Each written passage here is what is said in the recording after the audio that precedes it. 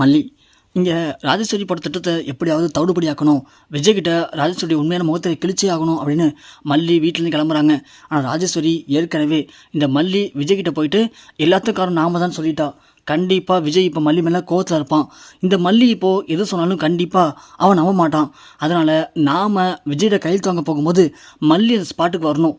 வந்து இவங்க ஏமாத்துறாங்க விஜய், நீங்கள் கையெழுத்து போடாதீங்க விஜய் அப்படின்னு சொன்னாதான் விஜய் அந்த கோவத்தோட எதை பற்றியும் யோசிக்காமல் டக்குன்னு கையெழுத்து போடுவான்.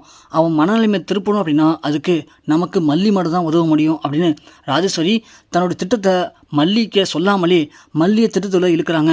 இங்கே ராஜேஸ்வரி என்ன பண்ணுறாங்க, மல்லிக்கு அதை விழுத மாதிரி, ரஞ்சிதா நீ வீட்லேயே இரு, நானும் வைக்கணும் போயிட்டு இன்றைக்கி விஜயை பார்த்து அந்த பத்திரத்தில் கையெழுத்து கொண்டு வந்துடுறோம் அப்படின்னு சொல்லிட்டு ராஜேஸ்வரி கிளம்புறாங்க.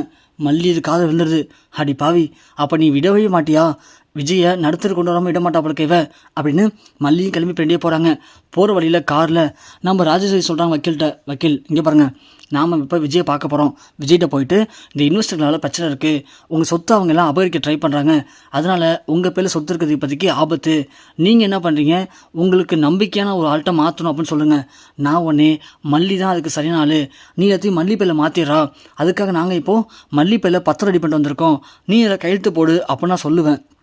அப்போது அவள்கிட்ட குழம்புவான். குழம்பிட்டு மல்லி செட் ஆகாதுக்கா, நீயே இருக்கக்கா அப்படின்னு சொல்லுவான்.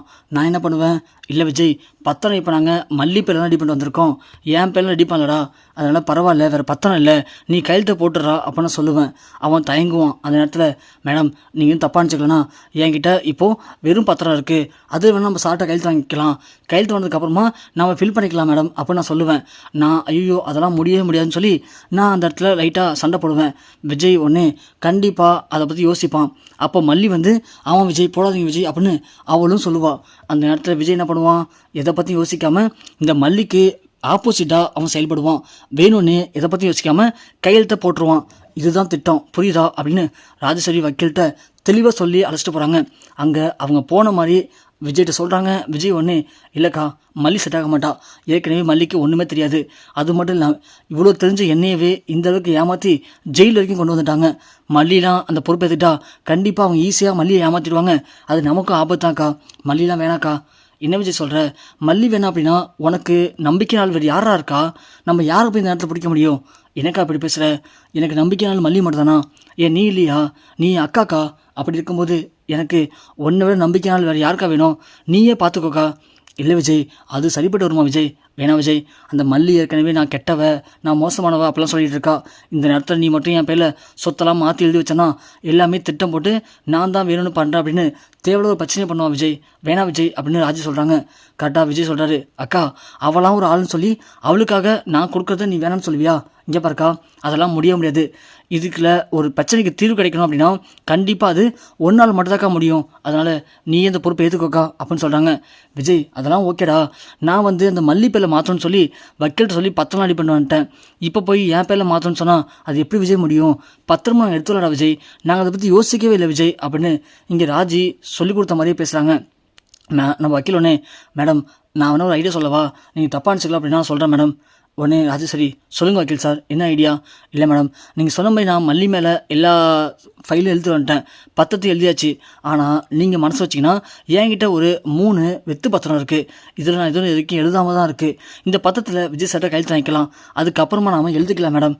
யோ உனக்கு என்ன புத்தி கிட்ட போச்சா, ஏயா அது எப்படி வெத்து பத்திரத்தில் கையெழுத்து போகலாம் தம்பி, வேணாம் அது பிரச்சனை ஆகிடும், அதெல்லாம் வேணாம் விடு விஜய், நீ மல்லி பேர்லேயே மாற்றி விடு விஜய், அதில் கையெழுத்து போடு விஜய் அப்படின்னு சொல்ல, அப்போ தான் கரெக்டாக மல்லி வந்துடுறாங்க. விஜய் கையெழுத்து போடாதீங்க விஜய், கையெழுத்து போடாதீங்க, உங்கள் அக்கா நல்ல வழியே இல்லை, உங்கள் அக்கா சரியான ஏமாத்தக்காரி, உங்கள் சொத்துலத்தையும் அவள் ஆட்டி ட்ரை பண்ணுறா அப்படின்னு மல்லி கத்துறாங்க. விஜய் வேறு வழியே இல்லை, சரி மல்லியே இருக்கட்டும் அப்படின்னு கையெழுத்து போகும்போது தான் இங்கே மல்லி கத்துனாங்க இல்லையா, விஜய்க்கு செம்ம ஆத்திரம் வருது. விஜய் திரும்பி பார்க்குறாரு, இங்கே பாரு மல்லி திரும்பவும் சொல்கிறேன், தேவையில்லாமல் என் அக்கா மேலே பழி போடாத, வேணாம் பிரச்சனை ஆகிடும் அப்படின்னு விஜய் சொல்கிறாரு. இல்லை விஜய் நான் ஒன்றும் தேவையில்லாமல் போய் சொல்லலை, நான் உண்மையாக சொல்கிறேன் விஜய், அவங்க நல்ல வழியே இல்லை, அவங்க ரொம்ப மோசமானவங்க கெட்டவங்க, நீங்கள் கையெழுத்து போடாதீங்க விஜய் அப்படின்னு சொல்ல, விஜய் உடனே வக்கீல் சார் அந்த வெத்து பத்திரத்தை தருங்க, நான் கையெழுத்து போட்டு தரேன், அக்கா நான் கையெழுத்து போடுறேன்க்கா, எனக்கு எந்த பிரச்சனையும் இல்லை, நீ அப்புறமா எல்லாத்தையும் ஃபில் பண்ணிக்கோக்கா அப்படின்னு விஜய் கையெழுத்தை உடனே போட்டுறாரு.